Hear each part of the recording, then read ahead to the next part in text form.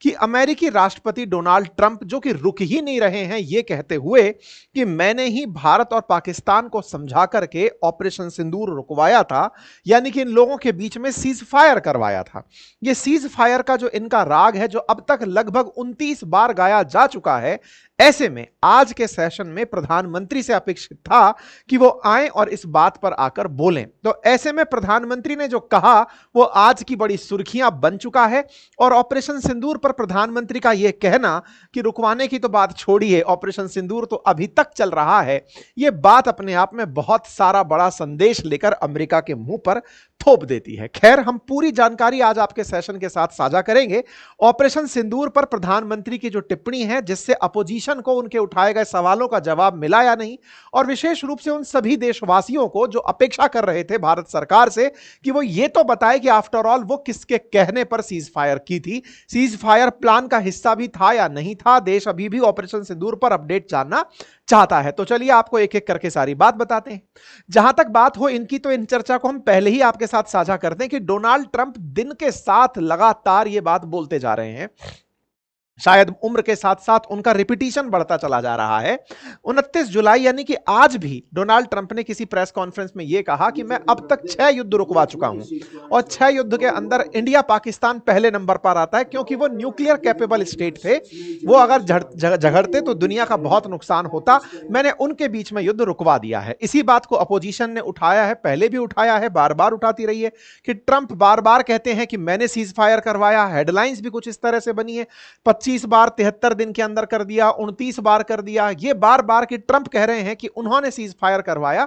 असल में ये लड़ाई है किस बात की? लड़ाई केवल इस बात की है कि जब हमने आतंकियों को पनिशमेंट देने का रास्ता चुना, हमने ऑपरेशन सिंदूर चुना, हमने आतंकियों के ठिकाने तबाह किए, तो फिर ये अमेरिका होता कौन है, ये सभी लोग जानना चाह रहे थे। ऐसे में कांग्रेस अपोजिशन की तरफ से लगातार पार्लियामेंट में यह सवाल उठाए जा रही थी।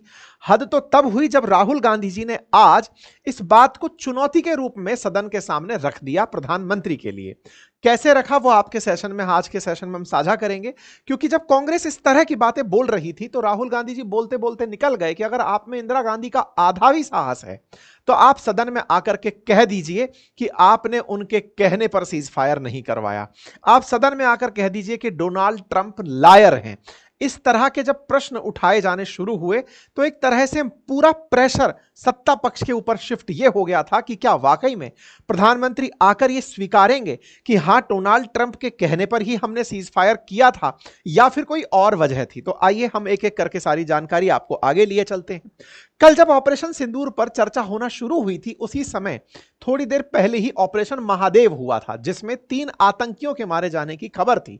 तब वो सूत्रों के हवाले से आ रही थी, हमने भी अपने सेशन में सूत्रों के हवाले से बताई थी, लेकिन आज गृह मंत्री द्वारा यह कंफर्म कर दिया गया कि ये तीनों वही आतंकी थे जिन्होंने उस समय पर पहलगाम में इस आतंकी घटना को अंजाम दिया था। तो अब राहुल गांधी जी का एक बार बयान सुन लीजिए। राहुल गांधी जी अपने बयान में कह रहे हैं सदन के अंदर आज के दिन कि भाई 29 बार डोनाल्ड ट्रंप कह चुके हैं कि मैंने सीज फायर कराया। अगर ट्रंप झूठ कह रहे हैं तो अपने भाषण में प्रधानमंत्री सदन में यह कह दें कि वो झूठ कह रहे हैं। प्रधानमंत्री बोल दें कि वो सदन में आकर बोल दें कि ट्रंप झूठ बोल रहे हैं। अगर वो साहस रखते हैं, if he has the courage, half of Indira Gandhi, यानी इंदिरा गांधी जी में जो साहस था अगर उनमें आधा भी है उसका, तो ऐसे में वो आकर के बस ये कह दें कि डोनाल्ड ट्रंप झूठा है, कि आपने सीज फायर नहीं करवाया। और बार बार इसी बात को दोहराया गया कि अगर उनमें साहस है तो बस वो इतना कह दें। ये असल मायने में कुछ इस तरह की घटना आज सदन में देखने को मिल रही थी जैसे सत्ता पक्ष और विपक्ष अलग अलग देशों से हों। अलग अलग देशों से मतलब अगर विपक्ष इस बात से पूरी तरह प्रभावित भी है, आहत भी है कि भाई हमने अमेरिका के कहने पर सीज फायर किया है, तो भी भारत में सत्ता पक्ष और विपक्ष को तो एटलीस्ट एक होना चाहिए था। आज भी विदेशी ताकतें हमें उसी तरह लड़वाने में और हमारे आत्मविश्वास को डिगाने में कामयाब होती देखी गई जो आज से पहले यानी आजादी के समय से पहले भी देखी जाती रही थी। सदन के अंदर जो विपक्ष के नेता का जो भाव था बोलते समय, वो प्रधानमंत्री को जो कि सत्ता पक्ष के लीडर हैं उनको इस तरह के कहना कि आप में साहस है तो कह क्यों नहीं देते, ये कहने का तर्क क्या है? आप देश के प्रधानमंत्री से विपक्ष के नेता होने के नाम पर जब चर्चा कर रहे हैं तो इसको बहुत अलग तरीके से रखा जा सकता था। इसे इस तरह से रखा जा सकता था कि प्रधानमंत्री पूरा देश जानना चाहता है, हम पूरे देशवासी इससे संबंधित हैं कि अगर हमने उनके कहने पर यह नहीं किया तो हमें एक सुर होकर के अमेरिका को बताना चाहिए कि हम तुम्हारी वजह से प्रभावित नहीं होते। लेकिन यहां सत्ता पक्ष और विपक्ष इस तरह झगड़ रहे थे जैसे विपक्ष किसी और देश की तरफ से अपने बयान रख रहा हो। विपक्ष का आज इस तरह से प्रश्न रखना, और हालांकि प्रधानमंत्री ने सबके जवाब दिए और प्रधानमंत्री इस तरह से जवाब देते हुए चले गए कि आज ऑपरेशन सिंदूर के सेकंड डे के डिस्कशन में स्कोर को उन्होंने 2-1 से सेटल कर दिया है। जहां सत्ता पक्ष के खिलाफ विपक्ष हावी हो रहा था, अब सत्ता पक्ष हावी हो जाएगा। इतना सारा कंटेंट आज प्रधानमंत्री नरेंद्र मोदी दे गए हैं, उस पर हम भी अभी 3-4 सेशन और कर सकते हैं। इतना उन्होंने मटेरियल दे दिया है, इतनी सारी चीजें निकाल निकाल कर दे दी हैं कि लीजिए पकड़िए कांग्रेस के काल के सारे कालखंड, कब कब आप लोगों ने क्या क्या किया। इंदिरा गांधी का साहस गिनाते हो तो बताओ फिर आपने इतनी सेना क्यों लौटाई थी, बताओ सियाचिन को देने की बातें आपने क्यों की थी। आज प्रधानमंत्री ने खींच करके अपोजिशन को उनका काल याद करा दिया है कि रुकिए, और पार्टियों को तो हम थोड़ा फिर भी रिएक्शन नहीं देंगे, लेकिन कांग्रेस वाले तो हमारा बढ़िया रिएक्शन सुन लें। खैर, इसी बीच में राहुल गांधी जी के जो तमाम बयान रहे, उसके बाद में प्रधानमंत्री का भाषण होना ही था। राहुल गांधी जी अपने ट्विटर पर आज शाम को यह बात डाल देते हैं कि 50% भी इंदिरा गांधी जी का दम है तो सदन में साफ कहें कि डोनाल्ड ट्रंप झूठ बोल रहे हैं। कह दें कि सीज फायर उन्होंने नहीं कराया था और ना ही हमारा कोई प्लेन गिरा था। सेना को अपनी छवि बचाने का जरिया मत बनाइए मोदी जी। एक तरह से यह कहा गया कि आप सेना के बहाने अपनी इज्जत को चमकाने में लगे रहते हैं, उसे अपनी इज्जत चमकाने का बहाना मत बनाइए। कुछ इस प्रकार से राहुल गांधी जी ने अपने हिस्से का आरोप लगा दिया।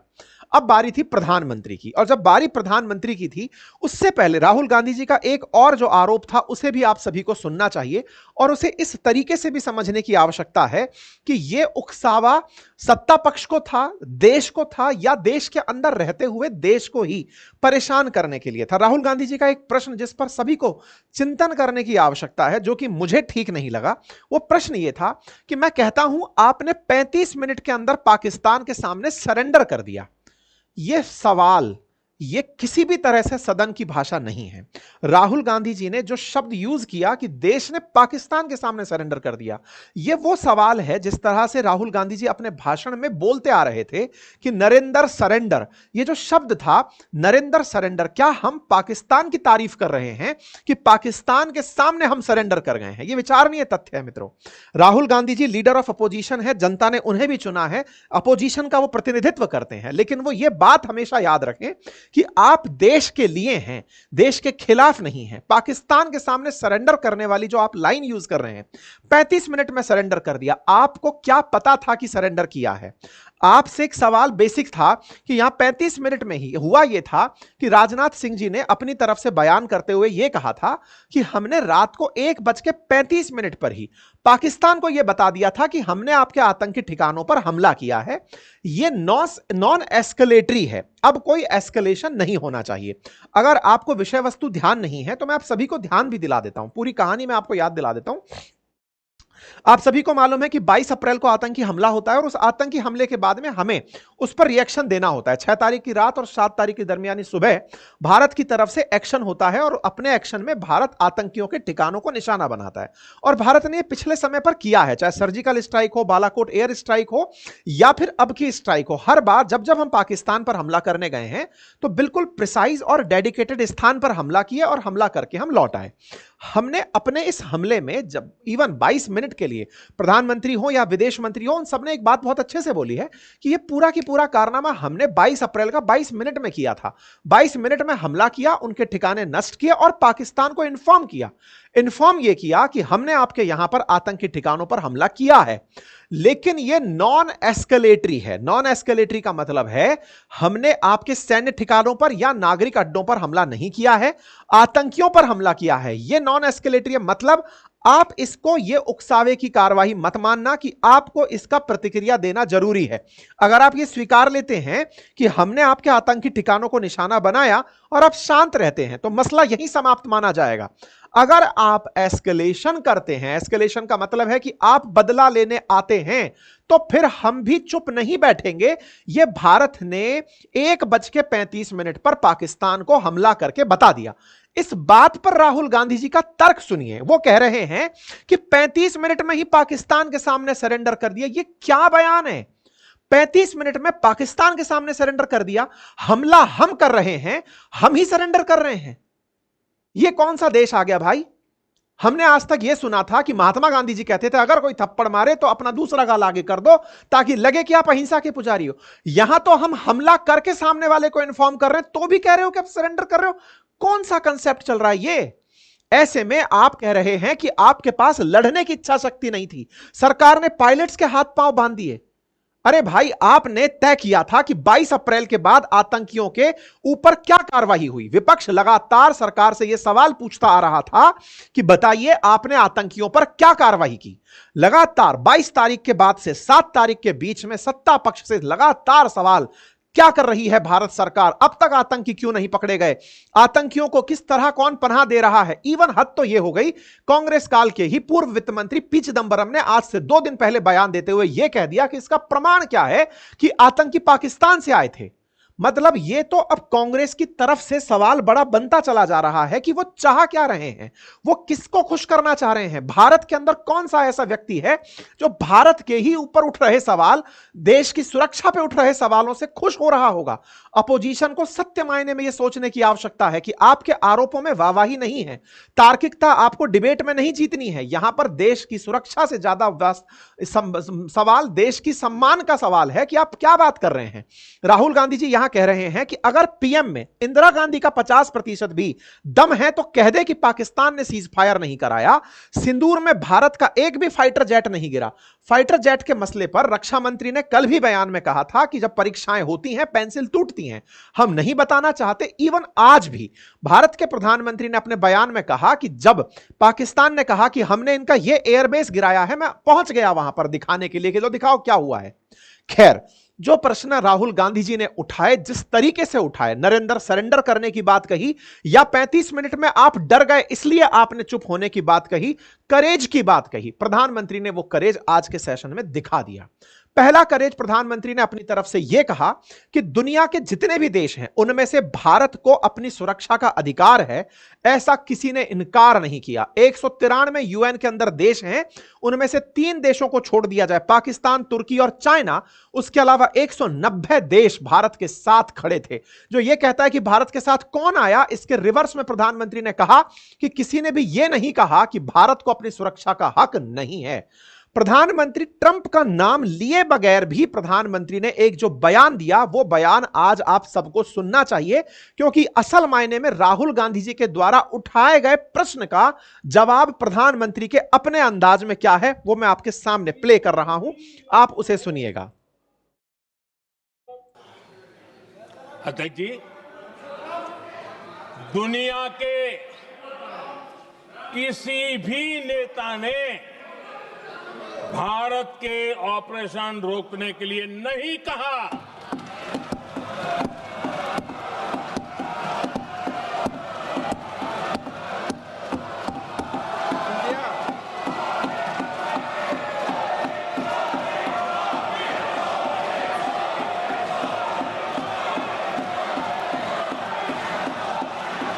उसी दौरान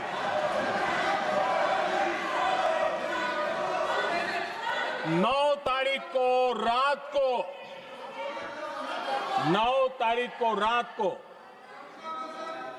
अमेरिका के उपराष्ट्रपति जी ने मुझसे बात करने का प्रयास किया। वो घंटे भर कोशिश कर रहे थे, लेकिन मेरी सेना के साथ मीटिंग चल रही थी, तो मैंने उनका फोन उठा नहीं पाया। बाद में मैंने उनको कॉल बैक किया।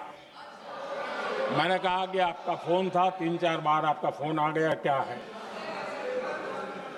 तो अमेरिका के उपराष्ट्रपति जी ने मुझे फोन पे बताया कि पाकिस्तान बहुत बड़ा हमला करने वाला है, ये उन्होंने मुझे बताया। मेरा जो जवाब था जिनको समझ नहीं आता है उनको तो नहीं आएगा।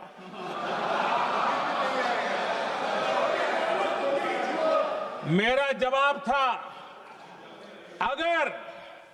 अगर पाकिस्तान का ये इरादा है तो उसे बहुत महंगा पड़ेगा।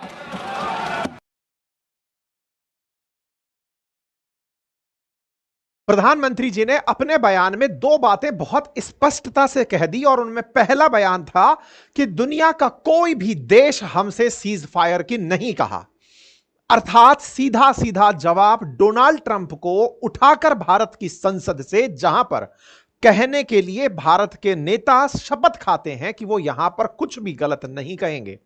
ऐसे में आज प्रधानमंत्री के द्वारा जो बातें कही गई वो डॉक्यूमेंटेड होंगी आने वाले टाइम में कि ये सारी बातें हमें किसी ने नहीं कही कि हम सीज फायर करें। हां, 9 तारीख की रात को अमेरिकी उपराष्ट्रपति का मेरे पास 3 से 4 बार कॉल जरूर आया था। मैं अपनी सेना के साथ व्यस्त था, कॉल नहीं उठा पाया, रिटर्न कॉल किया और उनसे पूछा कि बताइए क्या कह रहे थे। उन्होंने कहा कि देखिए, मुझे सूचना है कि पाकिस्तान आप पर बड़े हमले की तैयारी कर रहा है।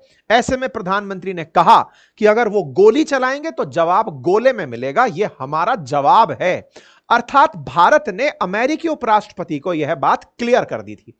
अब जब प्रधानमंत्री का यह बयान आता है तो पहला सवाल तो यही खत्म करते हैं कि क्या राहुल गांधी जी ने जो मुद्दा उठाया था कि आप में 50% भी इंदिरा गांधी का साहस है, तो सदन में आकर के कह दीजिए कि किसी ने सीज फायर नहीं करवाया था। प्रधानमंत्री ने आकर कह दिया कि किसी ने सीज फायर नहीं करवाया था। लेकिन यह दूसरा सवाल, आपने डोनाल्ड ट्रंप का नाम नहीं लिया।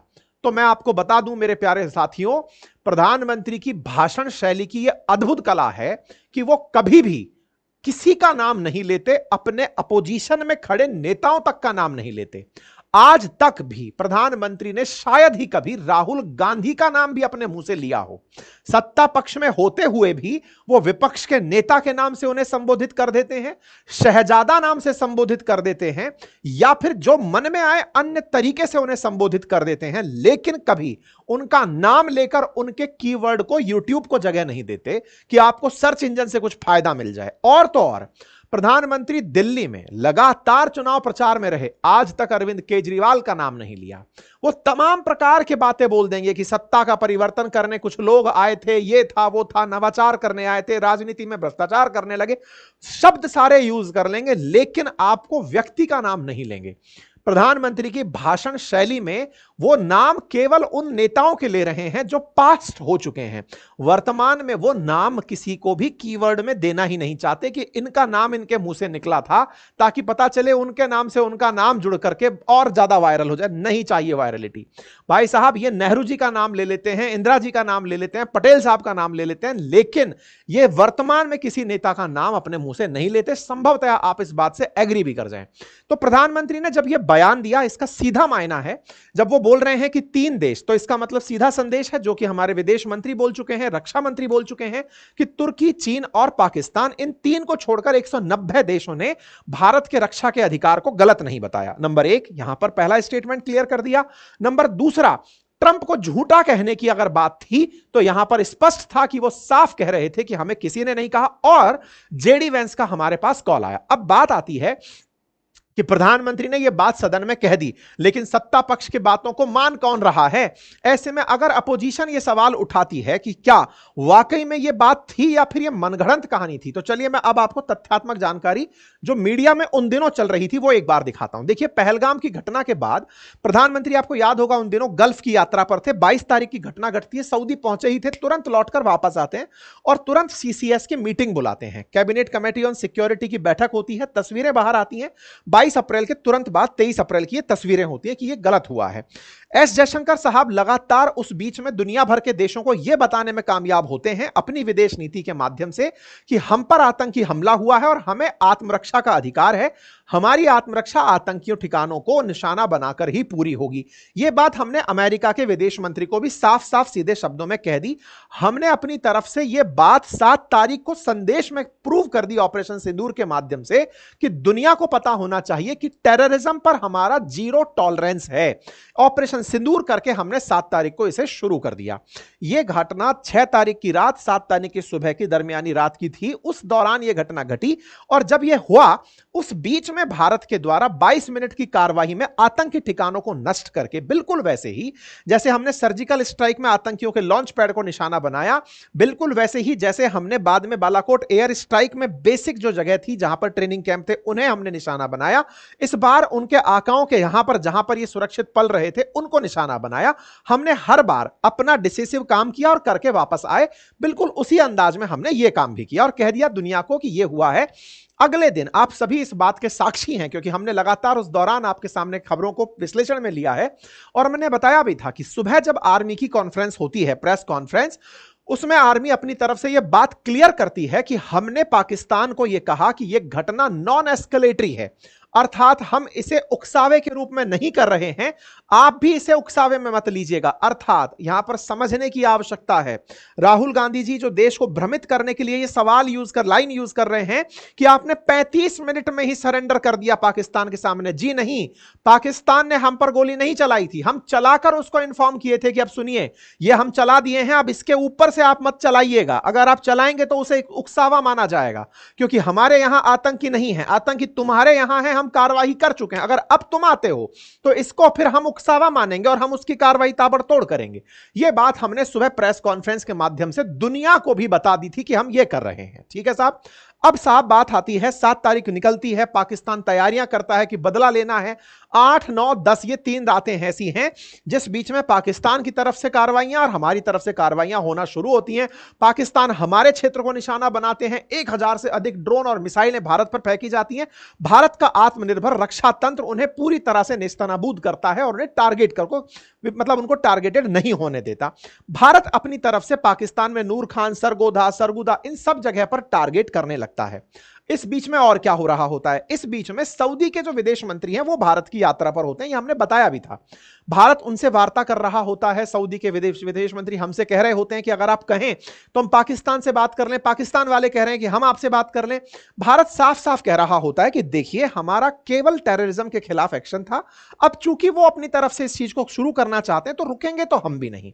भारत इस बात को भी बहुत अच्छे से स्पष्ट कर देता है। भारत की स्पष्टता बिल्कुल इस तरह चल रही होती है जैसे दुनिया को हम एकदम ट्रांसपेरेंट अंदाज में करने से पहले बता रहे थे, करने के बाद बता रहे थे। अब इसमें जेडी वेंस का नाम कहां से आता है जो प्रधानमंत्री ने आज अपने उसमें लिया है, उसको भी आके चेक कर लेते हैं। देखिए जेडी वेंस, आपको याद होगा जिस समय भारत में आतंकी हमला हुआ उस समय वो अपने परिवार के साथ भारत घूमने आए हुए थे। वो जयपुर आए हुए थे, उसके बाद में वो दिल्ली उनसे मिलने प्रधानमंत्री से गए हुए थे। 21 तारीख के आसपास जेडी वेंस भारत में थे, 22 तारीख को आतंकी हमला हुआ था। जेडी वेंस बीच में ही लौट भी चले गए थे। जेडी वेंस का प्रधानमंत्री ने घर में बढ़िया स्वागत किया था। जेडी वेंस की पत्नी भारतीय मूल की हैं, उनके बच्चों को बहुत अच्छे से प्रधानमंत्री मिले थे। इस पर जेडी वेंस की पत्नी ने यह कहा था कि उन्हें ऐसा लगा कि उनके बच्चों को दादा का प्यार मिल रहा है, कुछ उस तरह की आत्मीयता के साथ पीएम मोदी उनके बच्चों से मिले थे। तो अमेरिका को यह था कि जेडी वेंस की प्रधानमंत्री मोदी के साथ केमिस्ट्री अच्छी बन चुकी है क्योंकि ताजा ताजा वो मिलकर आए हैं। ऐसे में भारत से अगर कहा जाए कि वो इसे रोके तो जेडी वेंस के माध्यम से बात करके देखते हैं भारत से कि क्या बात होती है। अब इसको समझने की आवश्यकता है। आज 7 तारीख को जब यह घटना हुई, अमेरिका से उस समय रिएक्शन मांगा गया था, उसकी भी सारी कटिंग उपलब्ध है जिसमें अमेरिका से पूछा गया कि भारत पाकिस्तान के बीच में यह घटना हो रही है, आप क्या करेंगे। तो उन्होंने कहा था this is none of our business. ये मैं लाइन पढ़ाऊंगा आपको। अमेरिका बोलता है कि यह हमारा कोई मतलब मसला ही नहीं है, हम इसमें कहां इन्वॉल्व होंगे, वो 2 देश हैं आपस में निपटेंगे। 7 तारीख को जो व्यक्ति यह कह रहा है कि यह हमारा मसला नहीं है, अचानक युद्ध रुकने के बाद वो यह कहने लगता है कि हमने युद्ध रुकवा दिया। इस पूरी घटना को समझते हैं। देखिए क्या है, ये एक बार के लिए प्रधानमंत्री पर सवाल उठा दिया जाता है कि फर्जी बातें हैं, 3-4 बार कॉल आए थे, ये सब हो सकता है, प्रधानमंत्री पर विपक्ष इस तरह की चीजें उठा देता है। लेकिन CNN अमेरिकी न्यूज एजेंसी के द्वारा 10 तारीख के दिन, 10 मई की बात बता रहा हूं, उस दिन एक रिपोर्ट जारी होती है और वो रिपोर्ट क्या है, Vance called Indian prime minister to encourage ceasefire talk after receiving alarming intelligence. JD Vance ने भारत के प्रधानमंत्री से सीज फायर के लिए कॉल किया था। 10 तारीख के दिन यह वाली बात निकलकर आई थी जेडी वेंस का। अब यह कौन सा 10 तारीख की न्यूज है? 9 तारीख की रात की बात हो रही है यह सब। क्यों? क्योंकि 10 तारीख को तो सीज फायर रियल में ही हो गया था, तो 8-9 के बीच में तो सारा खेला चल रहा है। जिस समय जेडी वेंस का भारत के प्रधानमंत्री से बात हुई, सीएनएन में यह बात छपी और उसमें यह कहा गया कि ट्रंप प्रशासन की तरफ से जेडी वेंस से कहा गया कि प्रधानमंत्री से बातचीत की जाए और उन्हें वास्ता दिलाया जाए कि सर अभी थोड़े दिन पहले मैं आपसे मिलकर गया हूं। और जेडी वेंस ने भारत के प्रधानमंत्री से कहा कि पाकिस्तान बड़े हमले की तैयारी कर रहा है। पाकिस्तान हमला करने ही वाला था, यह पाकिस्तान ने स्वीकार किया है। भारत उसके हमले से पहले ही उस ही रात्रि को पाकिस्तान के उन एयर बेसेस पर हमला कर देता है जहां से उनके फाइटर जेट, नूर खान एयरबेस, वहां पर भारत हमला कर देता है जहां से वो उड़कर हम पर हमला करने वाले थे। मतलब जेडी वेंस की कही हुई बात ने तो भारत को और उकसा दिया कि लो हम तो और हमला कर दिए। अर्थात जेडी वेंस ने पाकिस्तान का संदेश हमें पहुंचाया था कि वो बड़ा हमला करने का प्लान कर रहा है। क्या हम उसके बाद रुके? जवाब था नहीं, हम उससे ज्यादा भीषण हमला करके वहां आए ताकि वो हमला करने की स्थिति में ही ना रहे। यही बात प्रधानमंत्री ने अपनी तरफ से कही है। इसका मतलब यह हुआ कि यूएस के प्रेसिडेंट, वाइस प्रेसिडेंट की जो भारत यात्रा थी, उससे भारत के प्रधानमंत्री और उनके बीच में बने जो व्यवहार थे, उस बात का वास्ता देकर के ही उन्हें यह कहा गया था कि सर वो हमला करने का प्लान कर रहा है, आपका क्या स्टैंड है? तो भारत ने अपना स्टैंड क्लियर कर दिया था और कहा जब तक पाकिस्तान आगे से इस काम को नहीं रोकता हम नहीं रुकने वाले। और यह दुनिया गवाह है कि पाकिस्तान के डीजीएमओ का कॉल भारत के डीजीएमओ के पास आया और हमसे कहा गया कि हम सीज फायर चाहते हैं। इसके बावजूद भी अगर विपक्ष सत्ता पक्ष से यह सवाल पूछता है कि प्रधानमंत्री ने सरेंडर कर दिया, यह देश के लिए स्वीकार्य नहीं होना चाहिए। भारत का प्रधानमंत्री किसी एक पार्टी का नहीं, पूरे देश का प्रधानमंत्री है। हमारा पूरा देश अगर राष्ट्रीय सुरक्षा के नाम पर यह बात सुन रहा है कि हां भाई आपने सरेंडर कर दिया, यह कतई बर्दाश्त से परे है। राजनीति अपने स्थान पर है, राजनीति में बहुत से मुद्दे हो सकते हैं, लेकिन देश के प्रधानमंत्री को आप खुद के निहित स्वार्थ के लिए कि आपकी इज्जत इससे बढ़ेगी कि देखिए आप कितना अच्छा पॉइंट ढूंढ कर ले आए हैं, यह सस्ती लोकप्रियता है, इससे कोई फायदा नहीं हो सकता। ऐसे में प्रधानमंत्री के द्वारा अगर यह बात की गई है कि हां साहब हमने उनके सीज फायर कहने पर सीज फायर किया, डीजीएमओ का ऑफिशियल कॉल आया और हमने यह किया, तो यह अल्टीमेटली भारत को स्ट्रेंथ देता है कि हम पाकिस्तान के कहने पर सीज फायर किए। यही कारण है कि सदन में आज प्रधानमंत्री बोलते हैं कि no world leader told India to stop the war. यह ही हेडलाइन आज की हेडलाइन है साथियों। भारत के प्रधानमंत्री को किसी ने नहीं कहा कि आप युद्ध रोकिए, यह हमारा स्वयं विवेक था, स्वयं विवेक से लिया गया निर्णय था। यही कारण है कि मोदी सरकार हर मंच पर यूएस के रोल को इग्नोर करती आई है। अब असल में चूने अमेरिका के क्या काटते हैं वो भी आप जान लीजिए, क्योंकि ट्रंप को लगता है कि जो जेडी वेंस का कॉल हुआ उसके तुरंत बाद अगले दिन दोनों का सीज फायर हो गया। तो भाई सीज फायर की शर्तों में पाकिस्तान ने कॉल किया था, हम तो नॉन एस्केलेटरी ही कर रहे थे, नॉन एस्केलेटरी हम डे 1 से बोलकर चल रहे थे। वो चुप होगा हम अपने आप चुप हो जाएंगे, वो बंद हुआ हम सीज फायर को तैयार हो गए। पाकिस्तान अमेरिका के कहने पर चुप हुआ, तो ये पाकिस्तान का कॉल है, भारत का नहीं। पाकिस्तान अमेरिका के कहने पर रुका, तो ये पाकिस्तान की बात अमेरिका की बात पाकिस्तान ने मानी, हमने नहीं। हमें कोई ट्रेड डील का लालच नहीं दिया गया था। इस व्यक्ति के अंदर इस समय जो पागलपन सवार है वो इस बात का कि दुनिया इसे पीस प्रेसिडेंट माने, शांति स्थापित करने वाला, शांति का मैसेंजर माने। हो सकता है थोड़े दिन बाद ये अपने आप को कोई धार्मिक पद भी दे ले। कुछ दिनों पहले हुआ भी था, इन्होंने पोप का रूप धारण कर लिया था अपने सोशल मीडिया अकाउंट पर कि मैं ही हूं शांति का मैसेंजर। ऐसे में इनके अंदर ये चीज कि इनको लोग जान रहे हैं कि हां भाई इसकी मजाक बन रही है, तो चलो मजाक को ही सीरियस कर लेते हैं कि हां भाई मैं ही हूं शांति का स्थापना करने वाला। ऐसे में ये 6 युद्ध का क्रेडिट अब खुद से लेने लगा है। हालांकि जिसके लिए चुनाव लड़ा था रशिया यूक्रेन, उसमें इनसे बाल भी नहीं हिला है, लेकिन फिर भी चलिए अंगूर खट्टे ही सही। लेकिन हां, अगर दुनिया में कहीं शांति आती है और ये जनाब उसका क्रेडिट खाने निकलते हैं तो लोग बेहतर तरीके से समझते हैं। लेकिन भारतीय होने के नाते हमें यह समझना होगा कि इनके प्रयासों से हम देशवासियों के बीच में कोई भी रिफ्ट पैदा ना हो, यह हमारी पहली प्राथमिकता होनी चाहिए। ठीक है, तो अमेरिका को आज भारत के सदन की तरफ से जो जवाब दिया गया वो मानने योग्य है, और यह इसलिए भी क्योंकि अमेरिका में जब ट्रंप का शासन था उस समय जो उनके एनएसए हुआ करते थे, उन्होंने खुद ऑन रिकॉर्ड यह कहा है कि ट्रंप की आदत है कि वो क्रेडिट हर चीज का लेना चाहते हैं।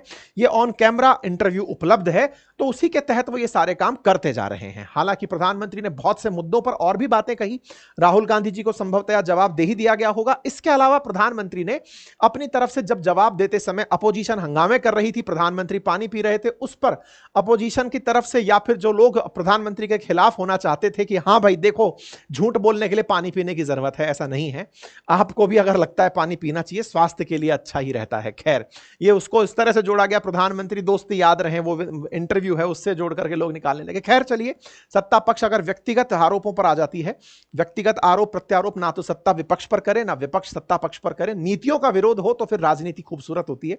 खैर कोई बात नहीं, लेकिन देश को आज जवाब यहां से बेहतर मिला।